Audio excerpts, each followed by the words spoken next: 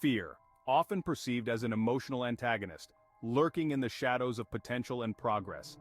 Yet, what if we could harness this daunting, visceral feeling as the very catalyst that propels us forward, crystallizing our potential into tangible success? As Susan Jeffers insightfully encapsulates, feel the fear and do it anyway. Transforming fear is not about the absence of fear, but about the mastery of fear. This journey of transformation demands not only recognizing fear, but also, intriguingly, embracing it, offering us an extraordinary lens through which we can view our obstacles and achievements. Fear, though universally experienced, is often misunderstood. Our biological wiring predisposes us to experience fear as a protective mechanism, a primal response signaling danger. However, in our modern environment, where threats are less about physical survival and more about psychological resilience, fear can become paralyzing rather than protective. Understanding the psychological implications of fear is crucial. Fear activates the amygdala, the brain's alarm system, which in turn can either mobilize us to action or stagnate us into inactivity. Herein lies the paradox of fear. While it is inherently protective, it can also be profoundly limiting if misdirected. By recognizing this, individuals can begin to reframe their perception of fear from an enemy to a guide. The stories of countless successful individuals underscore this perspective shift.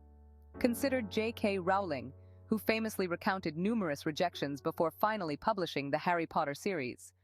Her fear of failure was immense, but became fuel for perseverance.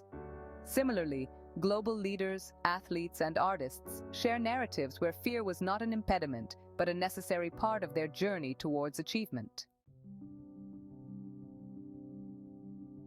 Practical steps are essential for utilizing fear as a springboard for success.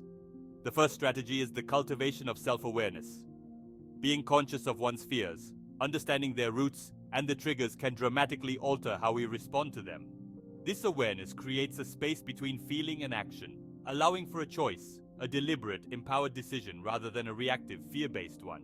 One powerful technique is the practice of mindfulness, which can help maintain this awareness and mitigate the intensity of fear-related responses. Mindfulness encourages living in the present moment and observing our fears without judgment. This practice can demystify the fears, reducing their overwhelming power.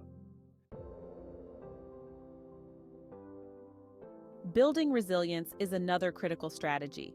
This doesn't mean becoming fearless, but rather developing a robust response to fear. Resilience can be bolstered through repeated exposure to fear-inducing situations where the fear is faced head-on, and one survives, learning that the worst didn't happen, or if it did, that they could cope with it. It's about building confidence through experiences. For example, public speaking is a common fear, and regular exposure to speaking in front of audiences can transform this fear into a stimulating challenge. Lastly, redefining success and failure provides a supportive framework for transforming fear. Viewing failure as a learning opportunity rather than a catastrophic endpoint shifts the role of fear from a blocker to a teacher. It encourages experimentation and risk-taking, which are fundamental for innovation and success. Setting small, achievable goals can build a trail of successes that reinforce the value of challenging oneself, regardless of the fear felt along the way. As we navigate our fears, the interplay of understanding, mindfulness, resilience, and reframe perspectives paves a pathway not just to cope with fear but to harness it.